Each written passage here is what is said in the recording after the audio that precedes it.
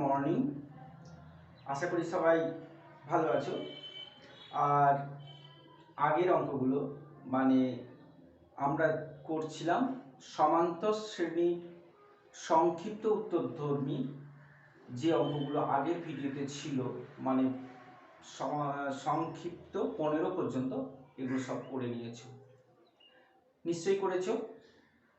এখন শুরু হবে সংক্ষিপ্ত উত্তরধর্মী 16 থেকে। সমান্তর প্রগতির সংক্ষিপ্ত উত্তরধর্মী 16 অঙ্কটা কি দিয়েছে দেখো। তো এখানে 16 অঙ্কতে কি রয়েছে, 16তে দেওয়া আছে দেখো দুটো সংখ্যা -19 আর 23। বলেছে এর মাঝখানে 5টা সমান্তরীয় মধ্যক বসাও। তো আমরা এইটা পড়ার সঙ্গে সঙ্গে এটা বুঝে নেব যে এর মাঝখানে যে 5টা পদ থাকবে সমান্তর শ্রেণীর, সেই পদগুলো সবই মধ্যক, মানে দুটো সাইডের পদ ছাড়া বাকি সব পদগুলোই যে মধ্যক, এটা আমাদের বুঝে নিতে হবে। ঠিক আছে, তাহলে এখানে 5টা সমান্তরীয় মধ্যক রইল। তাহলে এখানে যদি 5টা সমান্তরীয় মধ্যক থাকে তাহলে অঙ্কটা এইরকম আকারে লিখতে পারি।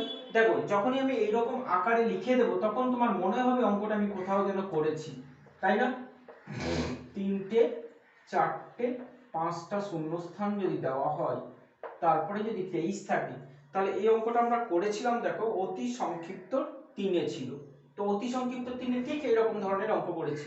তো এখানে 5টা শূন্যস্থান আছে, এই 5টা শূন্যস্থানকে আমাদের পূরণ করতে হবে।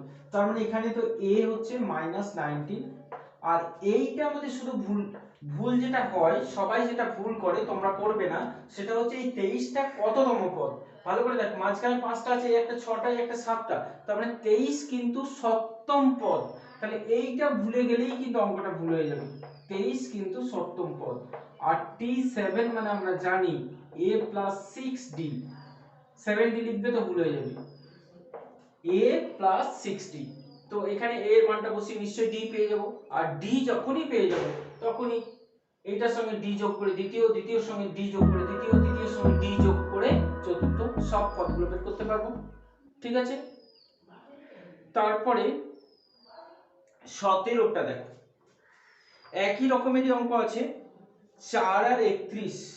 দেখো 17টা বলেছে, 17টাতে বলেছে 4 আর 31 দুটো সংখ্যা দিয়েছে, এর মাঝখানে বলেছে n সংখ্যক সমান্তরীয় মধ্যক আছে। তাহলে মাঝখানে nটা আছে, তাহলে এই ক্ষেত্রেও আমরা প্রথমে কি করব একটু ভাবো। প্রথমে আমরা a আর এই 31টা, এইটা লিখতে গিয়ে যেন ভুল না হয়ে যায়। 31টা তাহলে কততম পদ হবে, মাঝখানে আছে nটা, তাহলে nটা মধ্যক আছে, তাহলে এই একটা n+1, এই একটা n+2। তাহলে এইটা যদি ভুল করে ফেলো তাহলে কিন্তু অঙ্কটা ভুল হবে, তাছাড়া আর কোথাও ভুল হবে না বললেই হলো। ঠিক আছে, তাহলে এইটা হলো, তাহলে এইটাকে আমরা লিখতে পারবো a প্লাস, এর থেকে একটা কম d হবে, তার মানে n+1 * d সমান হচ্ছে 31। হলো? এবার ব্যাপারটা দেখো, আমরা a এর মানটা যদি এখানে বসিয়েও দিই, তাহলে nd প্লাস d, এটা সমান হচ্ছে, এটা এখানে বসিয়ে দিচ্ছি, তাহলে হচ্ছে 27। ঠিক আছে, এটা বসিয়ে তাহলে এইটা আমাদের একটা সমীকরণ পেলাম। তো এখানে দেখো দুটো আননোন কিন্তু রয়ে গেছে, তার মানে দুটো আননোন আর একটা ইকুয়েশন তো সমাধান হয় না, তার মানে আরো একটা সমীকরণ আমাদের দরকার পড়লো। তো সেই সমীকরণটার জন্য কিন্তু আরো তথ্য দেওয়া আছে, ভালো করে দেখো কি দেওয়া আছে না, দ্বিতীয় মধ্যক শেষ মধ্যকের অনুপাত। তো এখানেও আরেকটা ব্যাপার লক্ষ্য করো, দ্বিতীয় মধ্যক, তো দ্বিতীয় মধ্যক কোনটা, 4 এর পরে যেটা আছে, প্রথমেই যেটা আছে সেটা কিন্তু প্রথম মধ্যক, এই ভুলটা আবার করবে না। দ্বিতীয় মধ্যক কিন্তু এই সংখ্যাটা, মানে 1 2 3 তৃতীয় পদ। তাহলে এইখানে আরেকটা ভুল করার জায়গা আছে, দ্বিতীয় মধ্যক যদি t2 লিখে দাও তাহলেই কিন্তু ভুল হয়ে যাবে। তাহলে এটা তোমাকে জানতে হবে যে দ্বিতীয় মধ্যক বলছে যেটা, সেটা হচ্ছে তৃতীয় পদ, তাই না? তাহলে দ্বিতীয় মধ্যক হচ্ছে t3।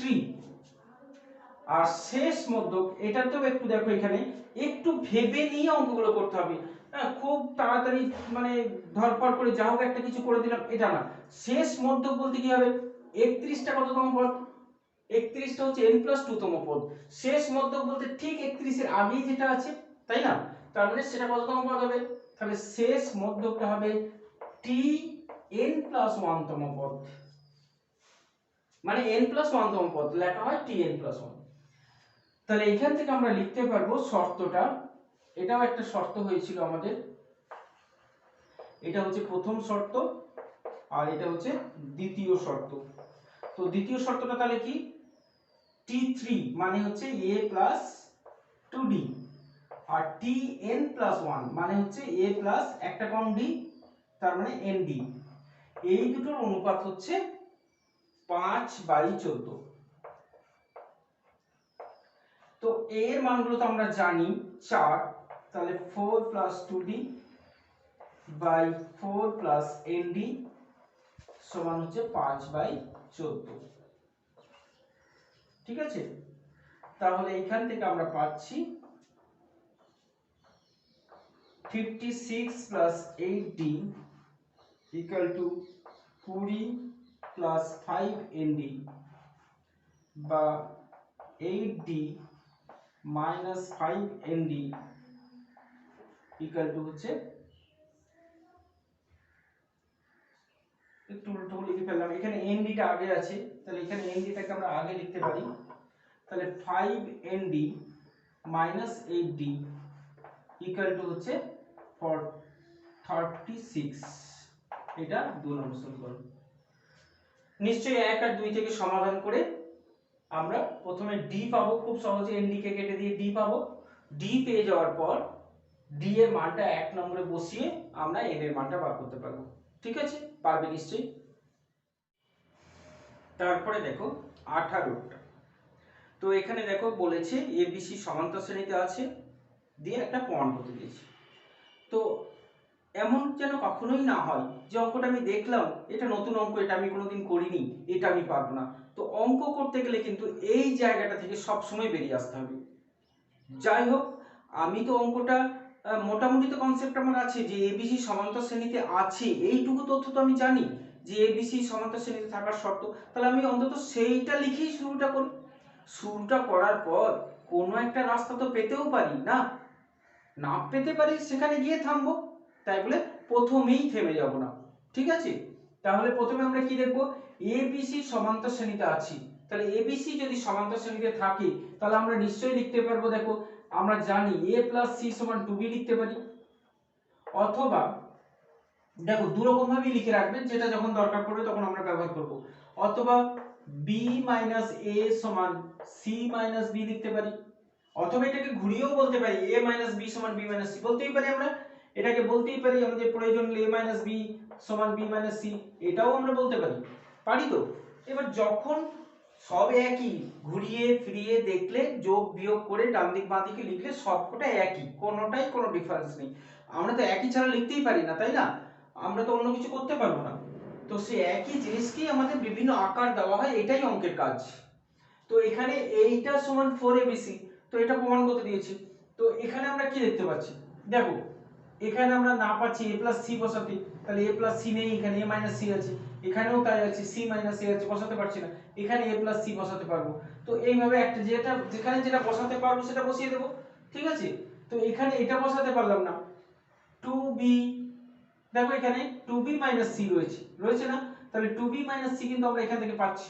তো এইভাবে আমরা একটু ভেবে দেখব পথগুলো একটু যদি পাই। তো এখানে যদি আমরা 2b - c টা বসিয়ে দিই তাহলে কি হবে, তাহলে এটা আমাদের লেফট হ্যান্ড সাইড, প্রথমে লেফট হ্যান্ড সাইড লিখবে, তাহলে লেফট হ্যান্ড সাইড থেকে আমরা পাচ্ছি a প্লাস, দেখো 2b - c মানে কত হচ্ছে a, তাহলে আরেকটা a হলো। আবার এখানে দেখো এখানেও তো 2b + c রয়েছে, কিন্তু 2b + c তো আমরা পাবো না, কিন্তু 2b - a ও তো রয়েছে এখানে, তাই না? 2b - a, ভালো করে দেখো 2b - a, 2b - a মানে c, তাহলে এখানে আমরা পাচ্ছি c + c হলো। এখানটাতে দেখো 2b বলে কেউ নেই এখানে, তো এখানে তাহলে 2b এর ব্যাপারটাই আসছে না। তো এখানে দেখো c + a, ও এই তো c + a, তাহলে c + a এর জায়গায় আমরা 2b বসাতে পারবো, পারবো তো। আবার দেখো প্রমাণের মধ্যেও সেই রকমই প্রমাণ, আমরা b কে যে পুরো বাদ দিয়ে দেবো তাও দিতে পারবো না, কারণ প্রমাণের মধ্যেও একটা b আছে, তাহলে c + a এর জায়গায় আমরা 2b টা বসিয়ে দেব।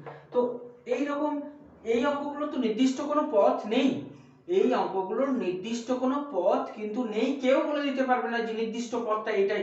এগুলো কি হবে, ওইটা জায়গায় এটা, এটার জায়গায় এটা বসাতে বসাতে ঠিক প্রমাণ যেটা করতে বলেছে ওটা করে নিতে হবে। মানে কি বসালে প্রমাণটা আসবে একটু ভাবতে হবে, ভাবলেই কিন্তু আমরা এগুলো পেয়ে যাব। সেই জন্য প্রথমেই কিন্তু ছেড়ে দেবে না, কারণ এগুলো একটু এদিক ওদিক করে একটু হয়তো ঘুরিয়ে ফিরিয়ে দেখবে, শেষকালে ঠিক চলে আসবে। দেখো মিলে যাচ্ছে 4abc, তাহলে রাইট হ্যান্ড সাইডে আমরা পৌঁছে গেলাম। ঠিক আছে, বুঝেছো নিশ্চয়ই। তারপরে দেখো 18(2), তো এখানেও কি বলেছে, এবিসি সমান্তর শ্রেণীতে থাকলে প্রমাণ করতে হবে যে এই তিনটে রাশিও সমান্তর শ্রেণীতে আছে। তো আমাদের তাহলে কি হাতে দেওয়া তথ্যটা কি না, a প্লাস সি সমান 2b, এটা আমাদের হাতে দেওয়া তথ্য। অথবা বলতে পারবো a মাইনাস বি সমান b মাইনাস সি, অথবা বলতে পারবো b মাইনাস a সমান c মাইনাস b। এই তথ্যগুলোর মধ্যে যে কোনো একটা আমাদের হাতে তথ্য দেওয়া, সবকটাই কিন্তু একই, আলাদা কিছু নেই, আমরা আলাদা আলাদা করে লিখলাম। ঠিক আছে, এখন আমাদের কি প্রমাণ করতে হবে সেটা আমরা আগে লিখে নেব। তাহলে লিখবে প্রমাণ করতে হবে, তাহলে কি প্রমাণ করতে হবে এখানে না, B square into C plus A minus A square into B plus C সমান, এটা মাইনাস এটা সমান C square minus A plus B minus B square into C plus A. তিনটে পদ সমান্তর শ্রেণীতে থাকার অর্থ হচ্ছে এই দুটোর বিয়োগফল, এই দুটোর বিয়োগফল, মানে দুটো সমান দুটো সাধারণ অন্তর যদি সমান হয় তাহলে জানবো সমান্তর শ্রেণীতে আছে। তার মানে এই দুটোর বিয়োগফল এই দুটোর বিয়োগফলের সঙ্গে সমান, এটা আমাদের প্রমাণ করতে হবে। আমরা একটা সাইড নিচ্ছি B square into C plus A minus A square into B plus C, তাহলে এটাকে আমরা কি করছি, গুণ করে দিচ্ছি, B square C plus B square A minus A square B minus A square C, গুণ করে দিলাম। কমন নিচ্ছি আমরা বি স্কোয়ার এ স্কোয়ার, কারণ আমাদের হাতে আছে B minus A C minus B, তাহলে B C, B square C minus A square C plus B square A minus A square B. এখান থেকে সি কমন নিচ্ছি, তাহলে হবে B square minus A square, এখান থেকে এ বি কমন নিচ্ছি, তাহলে হচ্ছে বি মাইনাস এ। তাহলে আমাদের বি মাইনাস এটা যদি কমন নিই তাহলে হচ্ছে এটা বি প্লাস সি থাকছে, বি মাইনাস এখানে বি প্লাস বি প্লাস এ ইন্টু বি মাইনাস এ, তাহলে বি মাইনাস এটা কমন নিচ্ছি, তাহলে বি মাইনাস এ কমন নিলে আমাদের পড়ে থাকছে বিসি প্লাস এসি, আর এইটাতে পড়ে থাকছে এবি। এইটা আমরা পেলাম লেফট হ্যান্ড সাইড। এখন আমরা রাইট হ্যান্ড সাইডটা দেখে নেব একবার। রাইট হ্যান্ড সাইড হচ্ছে এটা, এটার সঙ্গে যদি এটা মিলে যায় তাহলে আমরা বলবো যে এরা সমান্তর শ্রেণীতে আছে। C square into A plus B, B square into C plus A, C square A plus C square B minus B square C minus B square A. একইভাবেই করবো, তাহলে এখানে আমাদের সি মাইনাস বি পেতে পারি, তাহলে এই দুটোকে আমরা এক জায়গায় নিয়ে এসে কমন নেব। একই করবো, লেফট হ্যান্ডে যা হবে দেখবে সবসময় লেফট হ্যান্ডে যেরকম করেছো রাইট হ্যান্ডে সেইভাবে সাজালেই পেয়ে যাবো। একটু দেখবে কিন্তু, মানে প্রথমেই ছেড়ে দেবে না, সরি বি এ, দেখছো কমন পাচ্ছিলাম না, তাহলে এখানে এ কমন যাচ্ছে, তাহলে C square minus B square plus BC C minus B, তাহলে সি মাইনাস বিটা যদি কমন নিই আমাদের এখানে সি প্লাস এ পড়ে থাকছে, তাহলে AC plus AB plus BC. যেহেতু বলে দেওয়া আছে এবিসি সমান্তর শ্রেণীতে আছে, তাহলে বি মাইনাস এ আর সি মাইনাস বি নিশ্চয়ই সমান, তাহলে সি মাইনাস বি এর জায়গায় আমরা নিশ্চয়ই বি মাইনাস এ বসিয়ে দিতে পারবো, তাহলে B minus A into AC plus AB plus BC. তার মানে লেফট হ্যান্ড রাইট হ্যান্ড সমান হয়ে গেল, যেহেতু বি মাইনাস এ সমান হচ্ছে সি মাইনাস বি। ঠিক আছে, তার মানে প্রমাণিত, বা এটা লিখে দেবে যে অতএব এই তিনটে পদ সমান্তর শ্রেণীতে আছে। ঠিক আছে, ঠিক একই রকম ভাবে 18(3) নম্বরটা কিন্তু তোমরা নিজেরা করবে। 18(3)টা ঠিক 2 এর মতো এইভাবে প্রথমে কি প্রমাণ করতে হবে লিখে নেবে। তাহলে 18(3)টা কি প্রমাণ করতে হবে, 18(3) নম্বরটা ঠিক 2 এর মতো করে 18(3) নম্বরটা নিজে করবে। প্রথমে প্রমাণ করতে হবে প্রমাণ করতে হবে জায়গাটায় কি লিখবে 1 বাই, দেখো ওখানে দেওয়া আছে 1 by CA minus 1 by ABC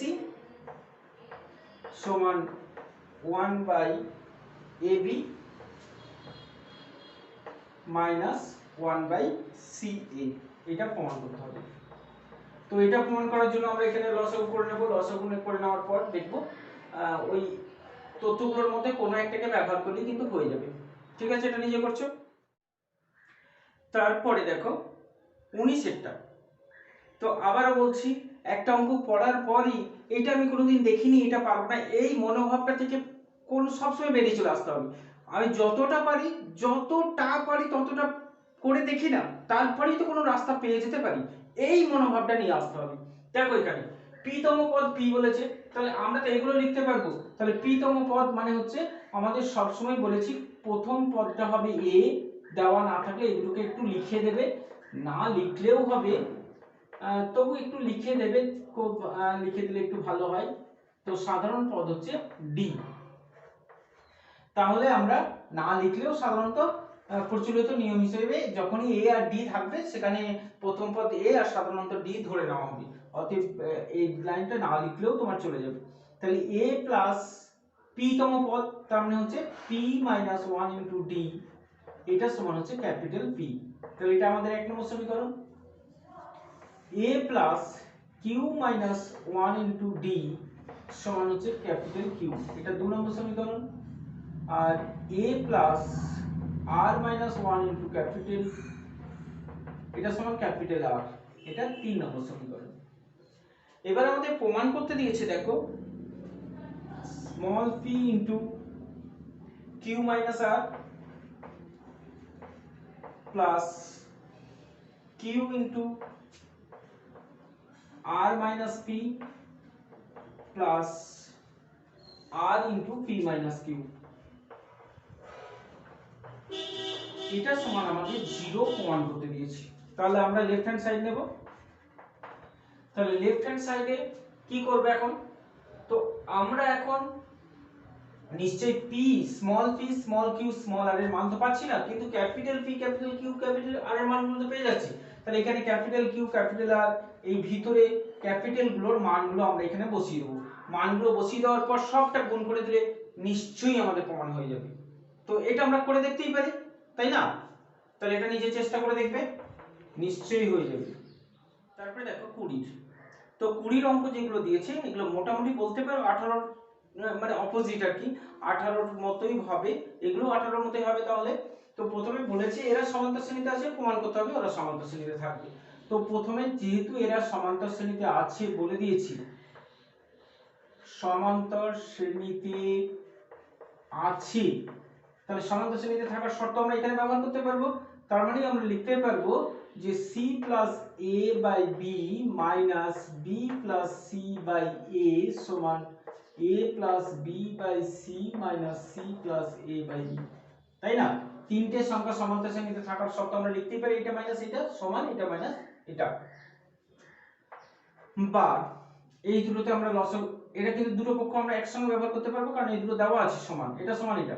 তাহলে এখানে ab লসাগু হলো, তাহলে এখানে আমরা পাচ্ছি দেখো b চলে যাচ্ছে, ac plus a square minus b square minus bc, এখানেও তাই bc লসাগু হচ্ছে, তাহলে ab plus b square minus c square minus ac হলো। আমরা উপরটাকে একটু যদি ফ্যাক্টর করার চেষ্টা করি, দেখো এখানে a square minus b square, square দুটোকে এক জায়গায় নাও, ac মাইনাস bc নাও, নিচে যা আছে রেখে দাও, এখানেও একই করবে, লেফট হ্যান্ডে সবসময় যা করবে রাইট হ্যান্ডে ঠিক সেইভাবে সাজাবে, তাহলে তোমাকে একটা দিক খুঁজে বের করলে অন্য দিক আর খুঁজতে হবে না। তাহলে এখানে a plus b, a minus b, এখানে দেখো c কমন দিলে হচ্ছে a মাইনাস b, এখানে b plus c, b minus c, a into b minus c। ঠিক আছে, এই অঙ্কগুলোর ক্ষেত্রে একটা সমস্যা কি জানো, নির্দিষ্ট কোনো পথ নেই, তো সেই জন্য এই অঙ্কগুলোর জন্য একটু আলাদা মনে হতে পারে যে প্রত্যেক অঙ্কের সঙ্গে প্রত্যেক অঙ্কের ভাবে আলাদা আলাদা ভাবে ক্যালকুলেশন, মানে কোনটার সঙ্গে যে কি করলে আমার প্রমাণে পৌঁছাতে পারবো এটা নির্দিষ্ট কোনো পথই নেই। সেই জন্য একটু দেখবে মানে কোনটা করে কি করে আসতে পারে, আসার সম্ভাবনাটা বিচার করেই তোমাকে অঙ্কগুলো করতে হবে। তাহলে a মাইনাস বি ইন্টু, দেখো এখানে পাচ্ছি আমরা a plus B plus C by B, এখানেও পাচ্ছি দেখো b minus C into a plus B plus C by BC. ঠিক আছে, তো a plus B plus C দেখো এখানে দেওয়া আছে a plus B plus C not equal to 0, both side থেকে কেটে গেল, কারণ 0 কে 0 দিয়ে আমরা কাটতে পারি না, কাটা মানে কিন্তু এখানে ভাগ করা, a plus B plus C দিয়ে বোথ সাইডকে ভাগ করলাম, যে 0 কে 0 দিয়ে যেহেতু 0 দিয়ে ভাগ করতে পারি না সেজন্য 0 না দেওয়া থাকলে আমরা এখানে লিখে দেব যে a plus B plus C not equal to 0 দেওয়া না থাকলেও আমাদের যদি কাটতে হয় তাহলে পাশে লিখে দেবো, কারণ ওটা আমরা ধরে নিলাম যে a plus B plus C not equal to 0। ঠিক আছে, তো পরের লাইনটা দেখো কি পাবো, a minus B by ab সমান b minus C by bc। একটু সেপারেট করে নিচ্ছি, তাহলে সেপারেট করলে কি পাবো, a by ab minus b by ab সমান b by bc minus c by bc। কেটে যাচ্ছে কেটে যাচ্ছে কেটে যাচ্ছে কেটে যাচ্ছে, কি পড়ে থাকলো 1 by b minus 1 by a সমান 1 by c minus 1 by b। তো এখান থেকে আমরা কি লিখতে পারবো, অতএব দেখো ভালো করে, অতএব 1 by a comma 1 by b comma 1 by c সমান্তর শ্রেণীতে আছে।